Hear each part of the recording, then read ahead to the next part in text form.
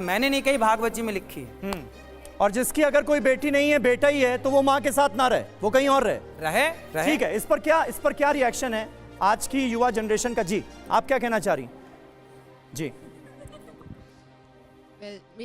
मैं अपने पापा से काफ़ी ज़्यादा क्लोज हूँ और आप तब से जितनी भी बातें करते आए हैं, जितना मैंने आपको सोशल मीडिया में देखा था, I found you very funny, but अब तो जितने भी रिस्पेक्ट थे आपके लिए वो ख़त्म हो ही चुकी है। और आपने जब ये वाली चीज़ बोली है, मेरे मम्मी पापा साथ रहते हैं, मैं अपने पापा के साथ रहती हूँ, और जो आप कह भी रहे हो कि आपने न्यूज़पेपर में पढ़ा है, वो इंसान की कैरेक्टर के ऊपर आती है बात। सब लोग ऐसे नहीं होते। बिल्कुल बेटा, ऐसा है। ठीक है, ये और आप जी, आप भी इनका उत्तर दे दूं। हाँ, आप मेरी रिस्पेक्ट करो बेटा या मत करो, मैं नहीं चाहता कि आप मेरी रिस्पेक्ट करो। मैं तो वो बातें कहूंगा जो सदा समाज के लिए शुभ चिंतक रही, अच्छी रही। ठीक है, कुछ और सुन लेते हैं। जी, आप हमारी रिस्पेक्ट मत करो, हमें क्या दिक्कत? ठीक है जी। गुरुजी, आप कहते हो कि अपनी माँ बाप के मतलब शादी में नाचना नहीं चाहिए लड़कियों को, क्योंकि उनकी डिसरिस्पेक्ट होती है, या फिर हम लोगों को शादी उनसे बिन पूछे नहीं करनी चाहिए। अब आप उसी पापा के साथ हम लोगों को रहने के लिए मना कर रहे हो, तो ये क्या? हम नहीं कर रहे हैं बेटा, बात समझो। हम नहीं कर रहे हैं, हम क्यों करेंगे? हम कौन होते कहने वाले? जो लिखा है, मैं आपको ये श्लोक दिखा सकता हूँ, आप कहें तो मैं दिखा दूं। श्लोक दिखा दूं बकायदे जस का तस, जैसा मैंने बोला सेम वैसे ही लिखा है। एक और सवाल। अभी आपने पहले कहा था कि अपने माँ बाप से प्यार करना चाहिए, और आप उन्हीं माँ बाप को दूर करना चाह रहे हो। महाराज जी, अभी तो आप कह रहे थे सारे फैसले माँ बाप के कहने पर लो, अब माँ बाप के साथ रहने में भी दिक्कत। शास्त्रों को समझने के लिए ना बेटा मैच्योरिटी चाहिए जी, एक मैच्योर होना पड़ता है ना बेटा। दोनों बातें एक दूसरे की विरोधी हैं, लेकिन वो दोनों अलग अलग सिचुएशन की हैं। वो सिचुएशन अलग है बेटा। आप दोनों को सिचुएशन नहीं समझेंगे तो बात गलत हो जाएगी। आप सिचुएशन समझिए कि वो बात कहाँ की है और वो बात कहाँ की है। ठीक है, एक आखिरी सवाल इस पर ले लेते हैं और उसके बाद फिर इस राउंड को खत्म करेंगे। जी, बोलिए। राधे राधे। ये जो बच्चे कह रहे हैं ना, बच्चों को ये चीजें समझ में नहीं आया है कि ये बच्चे क्या, ये बच्चे समझदार नहीं है आपके हिसाब से? बच्चे समझदार है, बट ये चीजें समझ में नहीं आ रही कि जो महाराज जी बोल रहे हैं, महाराज जी ये बोल रहे हैं कि उस टाइम जब एक मानसिक विकास, जब वो चीजें जब होती है ना, अब एक साथ रहते हैं और जब हमारी इंद्रियां कई बार काम नहीं करती है, ये घटना कितनी आप देख रहे हो कि कितना घटना घटता है आजकल के छोटे छोटे 2.5 साल के बच्चों के साथ भी। कई ऐसा होता है कि भाई या कभी, तो आपके हिसाब से बाप को बेटी के साथ, माँ को बेटे के साथ नहीं रहना चाहिए? लेकिन उन्होंने अकेले में बोला है हाँ। कि अकेले में कई बार लंबे समय तक नहीं रहना चाहिए। ठीक है जी। सर, उन्होंने ये तो नहीं बोला ना कि आप घर छोड़ के अपने माँ बाप से अलग रहो, उन्होंने बस ये बोला है कि अकेले में नहीं रहना। अब माँ के साथ तो रह ही सकते हो ना, इसमें माँ बाप थोड़ी अलग हो गए, ये बताओ। ठीक है जी, बोलिए जल्दी से। सर, मेरा एक सवाल ये है कि आजकल हम बहुत सारी चीज़ों में हम वो कर रहे हैं। मेरा एक, जैसे हमारे एक भगवत गीता है, जैसे यूथ है, अभी हमारा यूथ से मेरा प्रश्न है, और जो हमारे यहाँ पे वो हैं उनसे प्रश्न है, हमें भगवत गीता क्यों पढ़नी चाहिए, उसका साइंटिफिक रीज़न क्या है, आज हमें भगवत गीता की ज़रूरत क्यों है?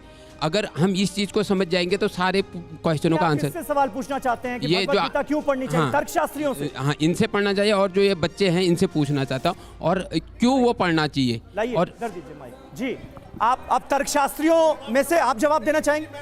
जी जी। नहीं अरे सर, आप तो बहुत बोल लिए। जी, क्या पढ़ना चाहिए? इन्होंने पूछा कि भगवत गीता क्यों हमें पढ़नी चाहिए। देखिए, भगवत गीता इसलिए पढ़नी चाहिए क्योंकि भगवत गीता को हम रियल लाइफ में अगर इम्प्लीमेंट करेंगे तो उससे बेनिफिट होंगे। भगवत गीता ठीक है, हो गया ना जवाब। अब सुनिए, 4 ऐसे रीजन बताइए। 4 ऐसे क्या रीजन बता दूं मैं कि भगवत गीता क्यों पढ़नी चाहिए? हमको रियल लाइफ में कैसे रहना है, ये सब कुछ सारी बातें भगवत गीता में लिखी हुई हैं। ठीक है, इसलिए पढ़े हैं क्योंकि भगवत गीता कर्म की बात करती है, वो फ्री विल की बात करती है। भगवत गीता आपको ये बताती है कि अगर आपको भगवान क्या, नहीं भैया, मेरी किताब मैंने लिखी है भगवत गीता पे, 10 लैंग्वेज में। It is called secrets of success through Bhagavad Gita. तो अगर आपकी जो भगवत गीता है, आप 10 मराठी में, गुजराती में, हिंदी में, इंग्लिश में है, वो अब हर लैंग्वेज में है मेरी किताब। तो भगवत गीता पे आप मत प्रवचन यहाँ पूछिए। आपका वो है कि क्यों भगवत गीता कर्मों की बात करती है, और आप अच्छे कर्म करेंगे तो वही भगवान कर्मों की बात करती है। महाराज जी, मुझे लगता है आप यहाँ पर खुद मौजूद हैं। भगवत गीता क्यों पढ़नी चाहिए, इसका जवाब आप ही दे दीजिए। यदि भगवत गीता आज का यूथ पढ़ता तो आज ये बेरोजगारी की समस्या ना होती। अच्छा, पहला। यदि आज का यूथ भगवत गीता पढ़ता तो रिश्तों को इस तरह से नकारा ना जाता। आजकल वृद्धाश्रम ना बनाए जाते। रिश्तों में चाहे पति पत्नी हो, माँ बेटा हो, कोई भी झगड़ा ही ना होता। तीसरा कारण, यदि भगवत गीता कोई पढ़ेगा तो वह कभी डिप्रेशन में नहीं जा सकता। चौथा कारण, यदि कोई भगवत गीता पढ़ता है तो वह जीते जी मोक्ष का अधिकारी हो जाता है। चलिए ठीक है, अब थोड़ा सा और आगे बढ़ते हैं और एक दिलचस्प सवाल, और इस सवाल को जवाब देने का अंदाज जो है वो भी दिलचस्प होगा क्योंकि ये रैपिड फायर राउंड है। जल्दी से रैपिड फायर राउंड का पहला सवाल हमारे सामने रखा जाए। ये देखिए, आपके पसंदीदा कथावाचक कौन है? महाराज जी जरा बताइए। पंडित धीरेन्द्र शास्त्री, जिन्हें बागेश्वर बाबा के नाम से भी जाना जाता है, प्रेमानंद जी महाराज, देवकी नंदन ठाकुर जी महाराज, या फिर मोरारी बापू? हमारे लिए तो चारों ही पूज्य हैं, लेकिन इन चारों में सबसे पसंदीदा कौन है? देखिए, शंख चक्र गदा पद्म भगवान के चतुर्भुज हैं, है ना। यदि प्रभु के 4 हाथ हैं तो अब उसमें से आप कहें कि एक हाथ को चुनिए। ये सभी भगवान के पथ पर चलाने की प्रेरणा देने वाले महापुरुष हैं, इसलिए हम चारों की वंदना करते हैं। चारों हमारे प्रिय हैं, चारों की चरण धूलि हम माथे पे रखते हैं। लेकिन बहुत अच्छी बात आपने कही, लेकिन धीरेन्द्र शास्त्री जी से कुछ ज्यादा ही लगाव लगता है, ऐसा है क्या? देखिए, वो हमारे मित्र हैं, वो अपना मानते हैं, दास पर कृपा करते हैं, मिलते हैं अच्छे से। पूज्य गुरु जी के पास भी हम जाते हैं, पूज्य महाराज जी के पास भी जाते हैं। सभी महापुरुषों का दास, हम बच्चे हैं ना सबके, हम छोटे हैं, तो सभी संत समाज का आशीर्वाद दास पे बना रहता है। उम्र कितनी है आपकी महाराज जी? बहुत आपके भक्त जानना चाहते हैं, तो लोग आपको सुनते हैं। 33 33 साल की उम्र में महाराज जी इतने पॉपुलर हो चुके हैं। बहरहाल आगे बढ़ते हैं। अनिरुद्धाचार्य जी महाराज श्रद्धालुओं से बातचीत के दौरान अक्सर कुछ ऐसा भी कह जाते हैं जो हैरान कर देता है। कैसे? देखिए जरा। क्या पढ़ते हो? बाइबल। क्या कहती है बाइबल? गीता पढ़ती हो बेटा? नहीं। आप मानती हो कृष्ण को भगवान? जी मानती थी। मानती थी? जी। अब नहीं मानते? क्यों नहीं मानते? जब से बाइबल पढ़ने लगी तब से छोड़ दिया। जब से बाइबल पढ़ने लगी तो कृष्ण को छोड़ दिया। तो शादी हो जाएगी आपकी, कल को दूसरा पुरुष अच्छा लगने लग जाएगा तो अपने वाले को छोड़ दोगी?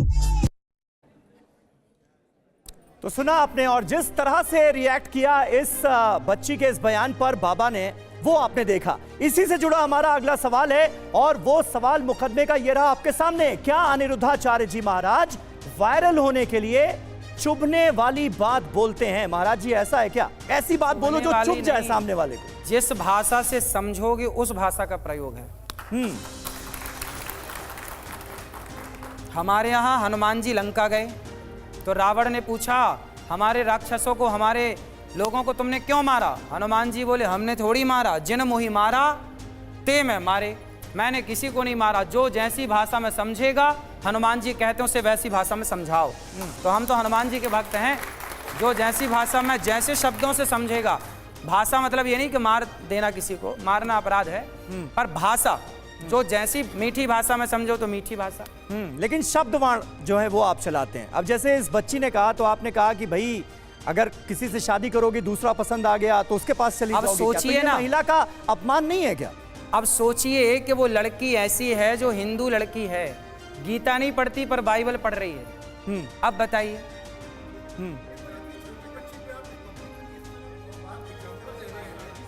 क्या तो क्या वाह, जी देखिए ये प्रोत्साहन दे रहे हैं। देखिए, कई बार छोटी बच्ची है तो कृष्ण को ना जाने। अरे सुन लीजिए,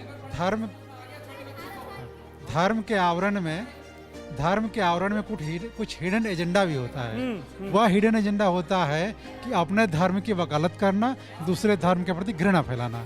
तभी एक अच्छे व्यक्ति के लिए, एक श्लोक में कहना चाहूंगा, अष्टादश पुराणेषु व्यासस्य वचनद्वयम् परोपकारम पुण्यायम पापायम परपीड़नम। 18 पुराण में बस यही 2 बातें हैं कि परोपकार जो पुण्य है और दूसरे कष्ट देना पाप है। धर्म की भी यही खासियत है कि मानवता मनुष्यता के लिए है, हाँ। न कि धर्म के लिए मनुष्य है। एक धर्म जब दूसरे धर्म